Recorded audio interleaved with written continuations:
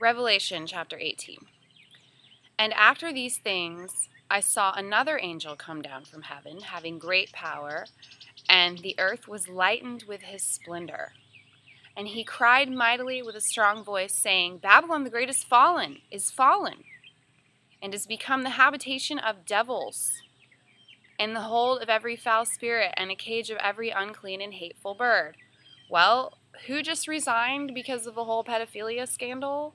It's a major religion that sits on 7 hills that's purple and scarlet and decked with gold that has so much scandal. I mean, yes, there's the occasional cult where, the guy has 20 wives and he does horrible things to children, but it's certainly not a beast of multi-religions or what you call the ecumenical movement, which is putting all these religions together and saying, oh yeah, they're all the same God, it's cool.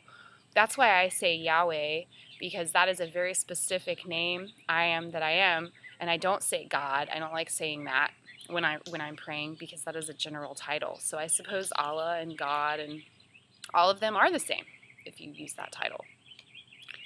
If you use a specific name, then, you can call me Miss all you want, but I may not answer. You know what I'm saying? For all nations have drunk of the wine of the wrath of her fornication, and the kings of the earth have committed fornication with her, and the merchants of the earth are waxed rich through the abundance of her delicacies. Anyway, and I heard another voice from heaven saying, Come out of her, my people, that you be not partakers of her sins, and you receive not of her plagues. For her sins have reached unto heaven, and Elohim has remembered her iniquities. Reward her even as she rewarded you, and double unto her, double according to her works. In the cup that she has filled, fill to her double. Eye for an eye, tooth for a tooth, right all over again, isn't it? But wait, it's in the New Testament. Oh wait, what did Yahshua say? I come not to destroy the laws. So, anyway. How much she hath extolled herself and lived deliciously, so much torment and sorrow give her. For she saith in her heart, I sit a queen, and am no widow, and shall see no sorrow.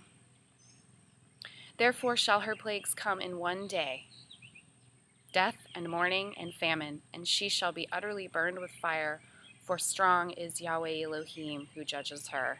One day, I don't know if that's a biblical day or a literal day. And the kings of the earth, who have committed fornication and lived deliciously with her, shall bewail her and lament for her when they shall see the smoke of her burning. So I wonder if that's a literal burning or destruction of Vatican City. Is that a prophecy? Like, I know people hear about the rebuilding of the temple as prophecy, but am I hearing a prophecy of the destruction of Vatican City here? Of course, it was recently struck by lightning right after the Pope resigned. But I guess that's not burning, technically. Standing afar off for the fear of her torment, saying, Alas, alas, that great city Babylon, that mighty city, for in 1 hour is your judgment come.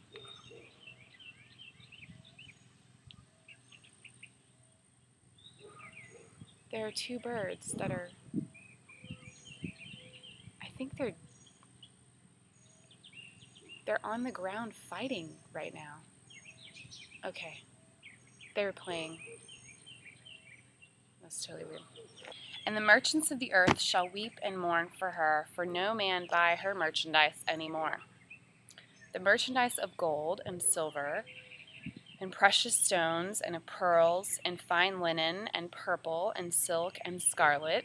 Once again, the purple and the scarlet.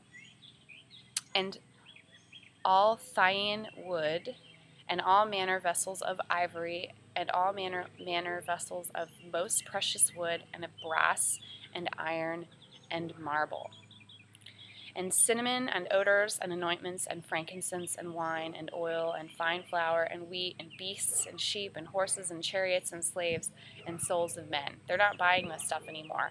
Well, in that playlist that I saw, which I hope you check out, it talks about, I'm sure you've all heard from Alex Jones about the globalists and the bankers, and it actually can be tied all the way back, if you go further back than that, supposedly, according to these people, to the Vatican City. Once again, I just came upon this, and I'm just reporting it to you. Anyway, so maybe what this is talking about is an economic collapse because people don't even know that they're buying stuff from. If it goes all the way up to the bankers, and the bankers, they profit off every transaction because of fractional reserve, and then really it goes all the way back to the Vatican, then if the economy collapses and we all start bartering and trading instead, then that could make sense with this. And the souls of men. They stopped trading with the souls of men, apparently, as well.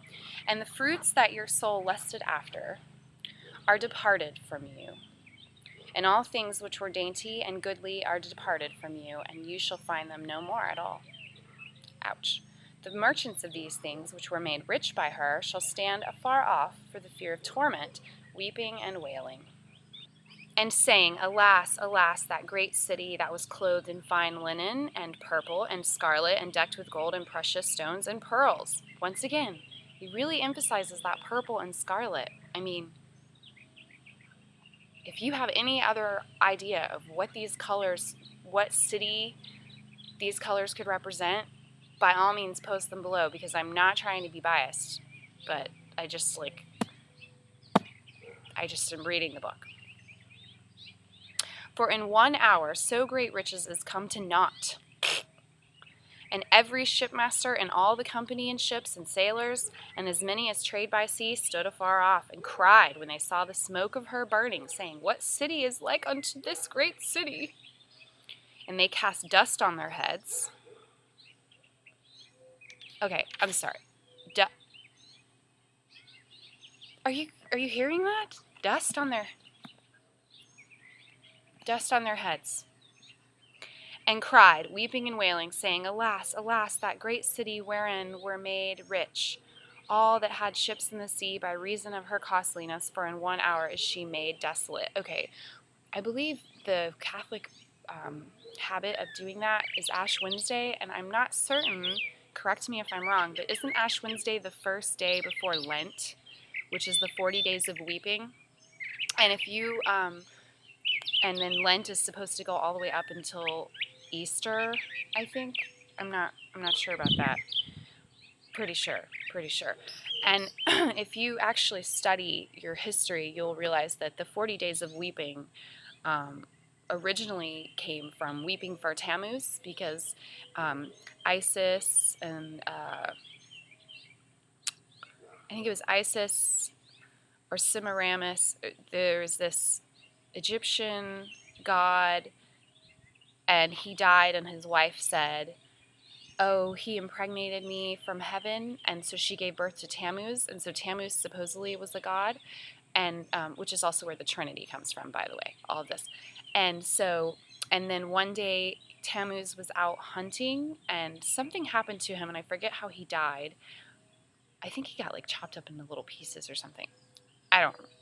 Anyways, the women that worshipped him they all wept for 40 days, and they gave up pleasure because they were sacrificing their pleasure to weep for Tammuz. And actually, I got that from Michael Rood on A Rood Awakening. He's pretty cool, messianic pastor guy. And so that's where Ash Wednesday is the beginning of Lent, which is basically derived from that. And supposedly, I don't know why they choose the 40 days. I was told when I was a little girl growing up in a pagan church, which means circus, by the way, that it's representative of the 40 days in Noah's Ark. But how would that tie in with Easter? And Easter is just a big bunny rabbit. That's a pagan goddess named Ishtar. That was a fertility goddess that hatched out of an egg and made people sacrifice their babies to her. And she basically, when they sacrificed their babies, they would dip eggs in the baby's blood and dye the eggs in order to honor this Ishtar pagan goddess. So there's your Ash Wednesday and your Easter. So I celebrate Passover. Dust on their heads, and cried, weeping and wailing, saying, Alas, that great city, wherein were made rich all that had ships in the sea by reason of her costliness, for in 1 hour is she made desolate. Rejoice over her, thou heaven, and ye holy apostles and prophets, for Elohim has avenged you on her. And a mighty angel took up a stone and a great millstone, and cast it into the sea, saying, Thus with violence shall that great city Babylon be thrown down, and shall be found no more at all. And the voice of harpers and musicians and of pipers and of trumpeters shall be heard no more at all in you. And no craftsman of whatsoever craft he be shall be found in any more of you. And the sound of a millstone shall be heard no more at all in you.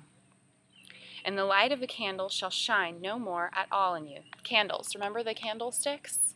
The 7 candlesticks, which represented 7 religions or 7 churches, circuses, assemblies would be a more correct term. Apparently, that's the light one of the lights gets burnt out. Okay? So it is a church. So it's a city on 7 hills, purple and scarlet, decked with gold, puts dust on their foreheads. They run the whole economy, and they're one of the major religions. Who else could it be? Okay. Anyway, and here's one of my favorites. And the light of a candle shall shine no more at all in you, and the voice of the bridegroom and of the bride shall be heard no more at all in you. The bridegroom, it represents Israel, or the mass, basically the people that are being harvested, the wheat being prepared for her groom, Yeshua HaMashiach. So it shall be heard no more at all in you. For your merchants were the great men of the earth, for by your sorceries were all nations deceived. But it's not sorceries, it's pharmakia, is the Greek word. Pharmakia. Medicine. I don't even want to say medicine. Drugs. Pharmakia. By your pharmakia were all nations deceived. So if you run the money and you're making a whole bunch of it by selling drugs, then. And in her was found the blood of prophets and of saints and of all that were slain upon the earth. And that's chapter 18. I'm sorry I ran this so long. Have a blessed day.